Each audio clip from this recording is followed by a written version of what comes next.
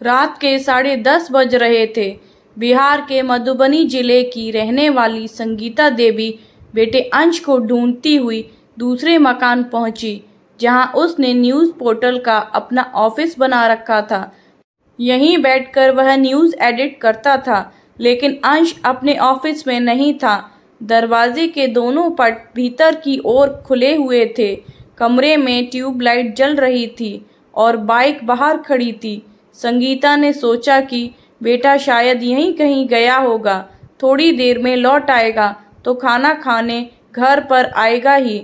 लेकिन पूरी रात बीत गई, ना तो अंश घर लौटा था और ना ही उसका मोबाइल फ़ोन ही लग रहा था।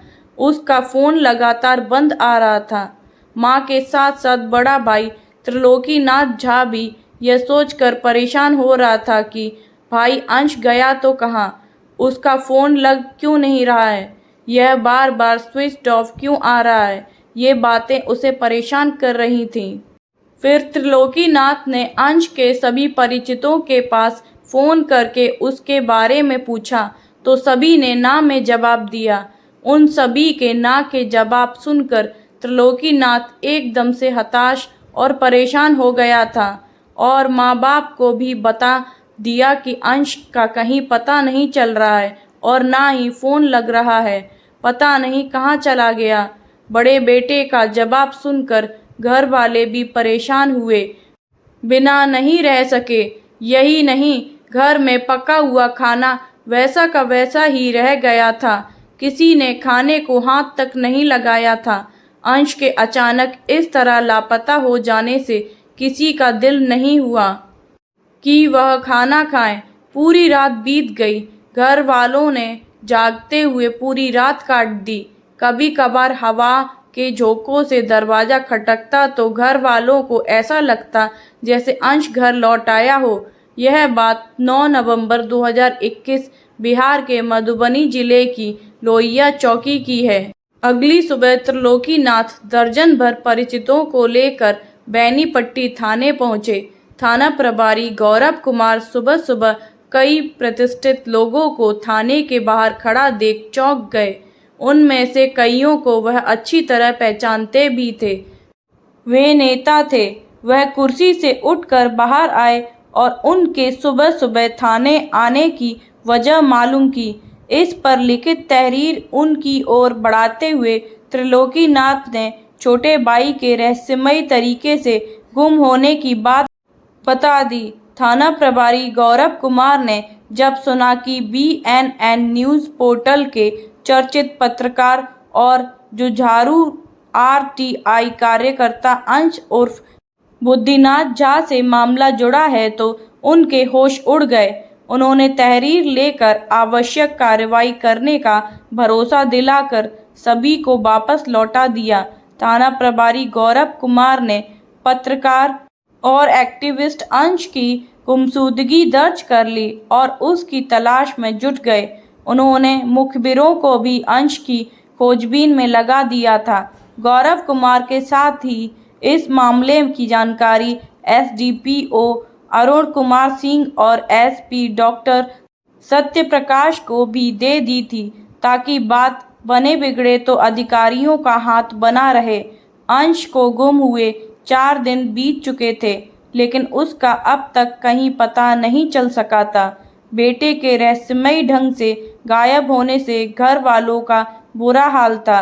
3 दिनों से घर में चूल्हा तक नहीं जला था। अब भी घर वालों को उम्मीद थी कि अंश कहीं गया है, वापस लौट आएगा। इसी बीच उनके मन में रह रहकर आशंकाओं के बादल उमड़ने लगते थे, जिसे सोच सोचकर उनका पूरा बदन कांप उठता था। बहरहाल 12 नवंबर 2021 की दोपहर में अंश के बड़े भाई त्रिलोकीनाथ को एक बुरी खबर मिली कि औंसी थाना क्षेत्र के चोरथेपुरा के सुनसान बगीचे में बोरे में जली हुई एक लाश पड़ी है, आकर देख लें। लाश की बात सुनते ही त्रिलोकीनाथ का कलेजा धक से हो गया। बड़ी मुश्किल से हिम्मत जुटाकर खुद को संभाला, लेकिन घर वालों को भनक तक नहीं लगने दी। अलबत्ता उसने इसकी जानकारी बेनीपट्टी के थाना प्रभारी गौरव कुमार को दे दी और साथ में मौके पर चलने को कहा। थाना प्रभारी गौरव कुमार टीम के साथ त्रिलोकीनाथ को लेकर चौरदहपुरा पहुंचे, जहां जली हुई लाश पाए जाने की सूचना मिली थी। चूंकि वह क्षेत्र औंसी थाने में पड़ता था, इसलिए इसकी सूचना उन्होंने औंसी थाने के प्रभारी विपुल को देकर उन्हें भी घटनास्थल पहुंचने को कह दिया था। सूचना पाकर थाना प्रभारी विपुल भी मौके पर पहुंच चुके थे। लाश प्लास्टिक के अधजले कट्टे में थी। लग रहा था कि लाश वाले उस कट्टे पर कोई ज्वलनशील पदार्थ डालकर आग लगाई गई थी, जिससे कट्टे के साथ लाश काफी झुलस गई थी। चेहरे से वह पहचानने में नहीं आ रही थी। थाना प्रभारी गौरव ने त्रिलोकीनाथ को लाश की शिनाख्त के लिए आगे बुलाया। लाश के ऊपर कपड़ों के कुछ टुकड़े चिपके थे और उसके दाएं हाथ की मध्यमा और रिंग फिंगर में अलग अलग नग वाली 2 अंगूठियां मौजूद थीं। कपड़ों के अवशेष देखकर त्रिलोकीनाथ फपक फपक कर रोने लगे। देखकर पुलिस को समझते देर नहीं लगी कि मृतक उसका भाई अंश है, जो पिछले 4 दिनों से रहस्यमयी तरीके से लापता हो गया था। अब क्या था, जैसे ही अंश की लाश पाए जाने की जानकारी घर वालों को हुई, उनका जैसे कलेजा फट गया। घर में कोहराम मच गया और रोना चीखना शुरू हो गया। इसके बाद तो पत्रकार और एक्टिविस्ट अंश की हत्या की खबर देखते ही देखते जंगल में आग की तरह पूरे शहर में फैल गई थी। अंश की हत्या की खबर मिलते ही मीडिया जगत में शोक की लहर दौड़ गई।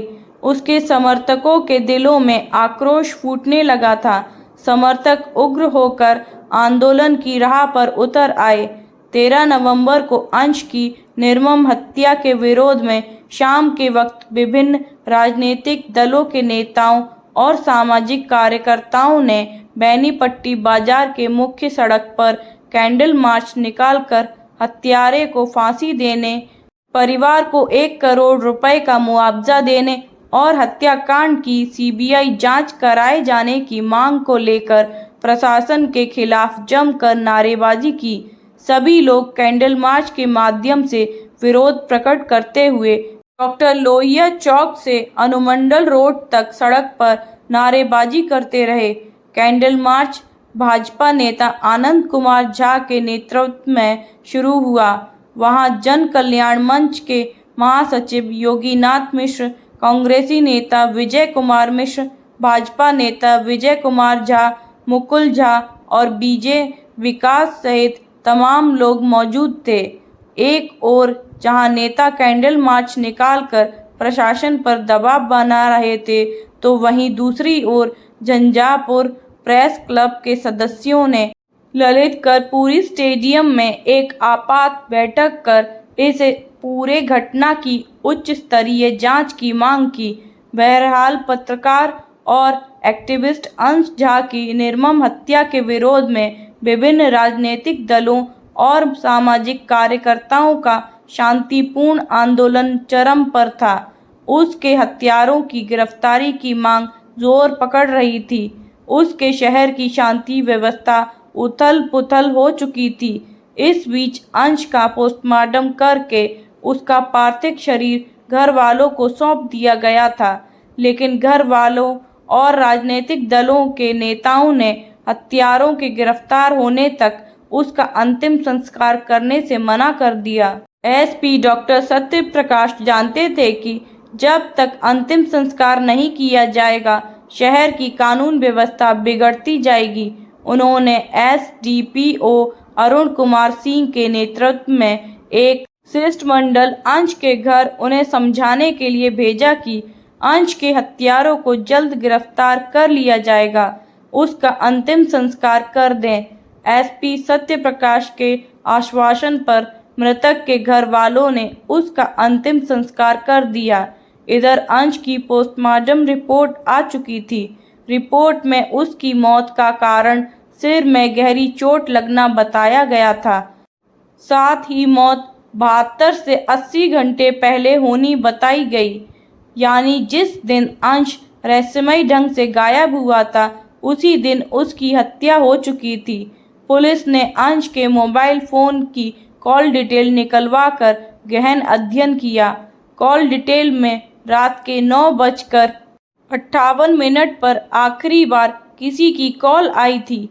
जब पुलिस ने अंश के न्यूज़ पोर्टल ऑफिस में लगे सीसीटीवी कैमरे को चेक किया तो उस समय भी फुटेज में यही समय हो रहा था जब कॉल रिसीव करते हुए अंश बाहर निकल रहा था। उसके बाद वह घर नहीं लौटा था। बहरहाल पुलिस ने उस नंबर की डिटेल निकलवाई तो वह नंबर पूर्णकला देवी के नाम का निकला। पुलिस ने जब और गहराई से जांच की तो पता चला कि अनुराग हेल्थ सेंटर में काम करने वाली नर्स पूर्णकला देवी और अंश के बीच पिछले 3 महीने से मधुर संबंध कायम थे। पुलिस की जांच प्रेम प्रसंग की ओर मुड़ गई थी। पुलिस की जांच तभी किसी निष्कर्ष पर पहुंचती जब पूर्णकला देवी पुलिस के हाथ लगती। इधर पुलिस पर हत्यारों की गिरफ्तार करने का लगातार दबाव बना हुआ था। अखबारों ने अंश हत्याकांड की खबरें छाप छाप कर पुलिस की नाक में दम कर दिया था। चारों ओर पुलिस की आलोचना हो रही थी। घटना का सही ढंग से खुलासा करना पुलिस के लिए चुनौती बनी हुई थी। पूर्णकला देवी के गिरफ्तार होने पर ही निर्मम हत्याकांड का खुलासा हो सकता था। 14 नवंबर 2021 को अरेर थाना क्षेत्र के अतरौली की रहने वाली पूर्णकला देवी को पुलिस ने दबिश देकर उसके घर से गिरफ्तार कर लिया और पूछताछ के लिए बेनीपट्टी थाने ले आए। एसडीपीओ अरुण कुमार सिंह और थाना प्रभारी गौरव कुमार ने उससे सख्ती से पूछताछ शुरू की। नर्स पूर्णकला देवी कोई पेशेवर अपराधी तो थी नहीं जो घंटों पुलिस को यहाँ वहाँ भटकाती। पुलिस के सवालों के सामने उसने घुटने टेक दिए और अपना जुर्म स्वीकार कर बता दिया कि पत्रकार अंश हत्याकांड में उसके अलावा कई और लोग शामिल थे। उसी दिन पुलिस ने पूर्णकला देवी की निशानदेही पर बेनीपट्टी के रोशन कुमार, बिट्टू कुमार पंडित, दीपक कुमार पंडित, पवन कुमार पंडित और मनीष कुमार को उनके घरों से गिरफ्तार कर लिया और थाने ले आई। पांचों आरोपियों से कड़ाई से पूछताछ में सभी ने अपना जुर्म कबूल कर लिया। उन्होंने अंश हत्याकांड के मास्टरमाइंड अनुराग हेल्थ केयर सेंटर के संचालक डॉक्टर अनुज मेहता को बताया था, जिसने अंश की ब्लैकमेलिंग से त्रस्त होकर घटना को अंजाम दिया था। घटना के बाद से ही डॉक्टर अनुज मेहता फरार चल रहा था। खैर, अंश हत्याकांड की गूंज प्रदेश के मुख्यमंत्री नीतीश कुमार के कानों तक पहुंच चुकी थी। उन्होंने प्रदेश के पुलिस प्रमुख को अंश के हत्यारों को जल्द गिरफ्तार कर सलाखों के पीछे भेजने का फरमान जारी कर दिया था। पत्रकार और एक्टिविस्ट अंश झा हत्याकांड हाई प्रोफाइल मर्डर कांड बन चुका था, इसलिए पुलिस की आंखों से नींद उड़ी हुई थी। पुलिस ने आनन फानन में उसी दिन शाम को पुलिस लाइन में प्रेस वार्ता आयोजित कर अंश के हत्यारों को पेश किया और घटना की असल वजहों से रूबरू कराया। उसके बाद सभी आरोपियों को जेल भेज दिया। आरोपियों से की गई पूछताछ के बाद कहानी कुछ ऐसे सामने आई। 25 वर्षीय अंश उर्फ बुद्धिनाथ झा मूल रूप से बिहार के मधुबनी जिले के बेनीपट्टी थाना क्षेत्र के लोहिया चौक का निवासी था। अंबिकेश झा के 2 बेटों में वह छोटा था। सामान्य परिवार से ताल्लुकात रखने वाले अंबिकेश किसान थे। खेतीबाड़ी से इतनी आमदनी कर लेते थे कि परिवार का भरण पोषण करने के बाद कुछ बचा लेते थे। बच्चों को अच्छी शिक्षा देने के लिए पानी की तरह रुपए बहाते थे। ऐसा नहीं था कि उनके दोनों बेटे अपने सामान्य परिस्थितियों को ना समझ रहे हों या पैसों की कीमत ना समझते हों, बल्कि वे गरीबी की भट्टी में तप कर कुंदन बन गए थे। दोनों बेटे त्रिलोकीनाथ और अंश पढ़ लिख कर योग्य इंसान बनना चाहते थे। इसके लिए दोनों ही हाथ तोड़ मेहनत करते थे। जिस तरह दोनों हाथों की सभी उंगलियां एक समान नहीं हैं, उसी तरह अंबिकेश के दोनों बेटे एक समान नहीं थे। अंश घर में सबसे छोटा था, इसलिए सबका लाडला था। माँ बाप से लेकर भाई बहन सभी उस पर अपना प्यार लुटाते थे, इसलिए वह थोड़ा जिद्दी भी था। जिस भी काम को करने की जिद वह ठान लेता था, उसे पूरा करके ही मानता था, चाहे इसके लिए उसे बड़ी से बड़ी कुर्बानी क्यों न देनी पड़े। वह पीछे नहीं हटता था। बात साल 2018 की है। ग्रेजुएशन पूरा कर चुके अंश का सपना था कि नर्सिंग होम खोलकर वह गरीबों की सेवा करे। इतनी सी छोटी उम्र में उसकी सोच महासागर से भी गहरी थी, क्योंकि वह गरीबी अपनी आंखों से देख चुका था। इसलिए वह नहीं चाहता था कि कोई भी गरीब पैसों के अभाव में इलाज के लिए दम तोड़े। अपने ही इलाके बेनीपट्टी के कटैया रोड पर किराए का 5 कमरों का एक मकान लेकर उसमें जयश्री हेल्थ केयर के नाम से नर्सिंग होम खोल लिया। भिन्न भिन्न इलाजों के लिए अलग अलग डॉक्टरों को नियुक्त करके नर्सिंग होम शुरू किया था। थोड़ी मेहनत से अंश का नर्सिंग होम चल निकला, लेकिन उसके सपनों का शीश महल धरातल पर ज़्यादा दिनों तक टिक नहीं सका। इसकी बड़ी वजह थी बेनीपट्टी में कुकुरमुत्तों की तरह नर्सिंग होम का पहले से संचालित होना। दरअसल दर्जनों नर्सिंग होम इस इलाके में पहले से चल रहे थे। अच्छी जगह पर अंश का नर्सिंग होम खुल जाने और सबसे कम पैसों में इलाज करने से बाकी के नर्सिंग होम की कमाई बुरी तरह प्रभावित हुई थी, जिससे सभी नर्सिंग होम संचालकों की नींद हराम हो गई थी। वे नहीं चाहते थे कि जयश्री हेल्थ केयर चले। फिर क्या था, सभी संचालकों ने मिलकर स्वास्थ्य विभाग में झूठी शिकायत करके उसका नर्सिंग होम बंद करवा दिया। 1 साल के भीतर ही उसका नर्सिंग होम बंद हो गया। यह बात 2019 की है। ऐसा नहीं था कि धन माफियों के डर से हार मानकर अंश ने हथियार डाल दिया हो। उस दिन के बाद से अंश ने दृढ़ प्रतिज्ञा कर ली कि स्वास्थ्य के नाम पर नर्सिंग होमों द्वारा गरीबों से मनमाने तरीके से की जा रही वसूली को वह ज़्यादा दिनों तक चलने नहीं देगा। उन नर्सिंग होमों को भी वह बंद करवा कर दम लेगा जिन्होंने उसके सपनों को कुचला मसला था, क्योंकि उसे पता था कि जिले के अधिकांश नर्सिंग होम अपने आर्थिक लाभ के लिए नियम कानून को ताक पर रखकर कैसे संचालित हो रहे हैं। बड़े बड़े मगरमच्छों से टकराना अंश के लिए आसान नहीं था, क्योंकि वह उनकी ताकत को देख चुका था। उन्हें कुचलने के लिए एक ऐसे हथियार की उसे ज़रूरत थी जो उसे सुरक्षा भी दे सके और दुश्मनों को मीठे जहर के समान धीरे धीरे मार भी सके। विकास झा अंश का सबसे अच्छा दोस्त भी था और हमदर्द भी। उसके सीने में सुलग रही आग को वह अच्छी तरह जानता था।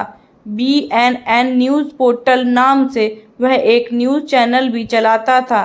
शार्प दिमाग वाले अंश के मन में आया कि दुश्मनों के छक्के छुड़ाने के लिए क्यों न पत्रकारी को अपना ले।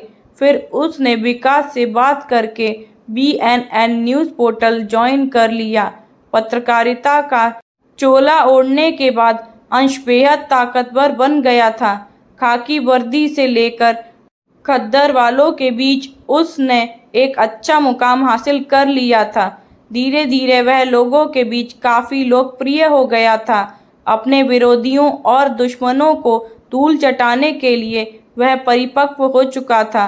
उसके दुश्मनों की लिस्ट में बेनीपट्टी के 2 nursing home, Ananya nursing home के संचालक डॉक्टर संजय और अनुराग हेल्थ केयर सेंटर के मालिक डॉक्टर अनुज मेहता थे। 2019 के अगस्त महीने में अंश ने RTI के माध्यम से दर्जन भर नर्सिंग होम से सूचना मांगी थी, जिनके नाम Aljina health care, Shiva polyclinic, Sudama health care, Sonali health care, Maa Janaki Seva Sadan, Aradhana health and dental care clinic, Jai Maa Kali Seva Sadan, Anshu health care centre, Sanvi hospital, Ananya nursing home, Anurag health care centre और RS मेमोरियल हॉस्पिटल थे। अंश के इस काम से सभी नर्सिंग होम के संचालकों की भौहें तन गईं कि इसकी इतनी हिम्मत कि हमें ही आंखें दिखाने लगा। उसे पता नहीं है कि किस से टकराने की कोशिश कर रहा है। बात यहीं खत्म नहीं हुई थी। इस धन माफियाओं की गीदड़ बक्की के आगे अंश ना झुका और ना ही डरा, बल्कि इनसे टक्कर लेने के लिए वह डट कर खड़ा हो गया था। अंश द्वारा डाली गई RTI का किसी भी नर्सिंग होम के संचालकों ने उत्तर नहीं दिया तो उसने लोक जन शिकायत के माध्यम से इसकी शिकायत ऊपर के अधिकारियों तक पहुंचा दी। अंश की शिकायत पर स्वास्थ्य विभाग की टीम ने उपयुक्त नर्सिंग होमों की जांच की तो उनमें से कई नर्सिंग होम स्वास्थ्य विभाग के मानक पर खरे नहीं उतरे। अंततः उन्हें स्वास्थ्य विभाग के कोप का भाजन होना पड़ा और उन पर ताला लगा दिया गया। अंश ने पानी में रहकर मगरमच्छों से दुश्मनी मोल ले ली थी। विरोधियों की कमर तोड़ने के लिए अंश ने जो तीर छोड़ा था वह ठीक उसके निशाने पर जाकर लगा था। अंश के इस काम से खफा चल रहे सभी नर्सिंग होम संचालक आपस में एकजुट हो गए और मिलकर अंश को सबक सिखाने के लिए तैयारी में जुट गए थे। इसी कड़ी में अनन्या नर्सिंग होम के संचालक डॉक्टर संतोष एक दिन अंश के घर जा पहुंचे। इत्तफाक से उनकी मुलाकात अंश के बड़े भाई त्रिलोकीनाथ झा उर्फ चंद्रशेखर से हुई। उस समय अंश घर पर नहीं था, कहीं गया हुआ था। त्रिलोकीनाथ को समझाते हुए डॉक्टर संतोष ने कहा, तुम अपने भाई अंश को समझाओ कि वह जो कर रहा है उसे तुरंत बंद कर दे, वरना जानते ही हो आए दिन सड़कों पर तमाम एक्सीडेंट होते रहते हैं। वह भी किसी दुर्घटना का शिकार होकर कहीं सड़क किनारे पड़ा मिलेगा। फिर मत कहना कि मैंने समझाया नहीं। डॉक्टर संतोष त्रिलोकीनाथ को धमकी देकर चला गया। त्रिलोकीनाथ जानता था कि बदले की आग में जल रहा अंश अपने विरोधियों को धूल चटाने के लिए एड़ी चोटी का जोर लगा रहा है। उसने संतोष की धमकी को दरकिनार कर दिया और छोटे भाई को कुछ नहीं बताया। विरोधियों को खाक में मिलाने के लिए पत्रकार अंश बहुत आगे निकल चुका था। उसके RTI पर 2 और नर्सिंग होम अनन्या और अनुराग पर स्वास्थ्य विभाग की कार्रवाई होनी तय हो गई थी। दोनों नर्सिंग होम भी स्वास्थ्य विभाग के मानकों पर खरे नहीं उतरे थे। अनन्या के मालिक संतोष और अनुराग के मालिक अनुज मेहता किसी कीमत पर अपने नर्सिंग होम बंद होने नहीं देना चाहते थे। उनके बंद होने से हाथों से लाखों रुपए की कमाई जा रही थी। क्रोध की आग में जल रहे अनुज मेहता ने अंश को रास्ते से हटाने की योजना बना डाली। अपनी इस योजना में उसने अपने नर्सिंग होम की सबसे विश्वास पात्र नर्स पूर्णकला देवी के साथ रोशन कुमार, बिट्टू कुमार पंडित, दीपक कुमार पंडित, पवन कुमार पंडित और मनीष कुमार को मिला लिया। कहीं से इसकी भनक अंश को मिल गई थी। 7 नवंबर को फेसबुक पर उसने बेहद मार्मिक पोस्ट शेयर की, जिसमें उसने अपनी हत्या किए जाने की आशंका जाहिर करते हुए 15 नवंबर को द गेम इज ओवर लिखते हुए बड़ा खेल होना पोस्ट किया था। इधर अनुज मेहता अंश के किसी भी मकसद को और पनपने देना नहीं चाहता था, क्योंकि वह उसके लिए बेहद खतरनाक बन चुका था।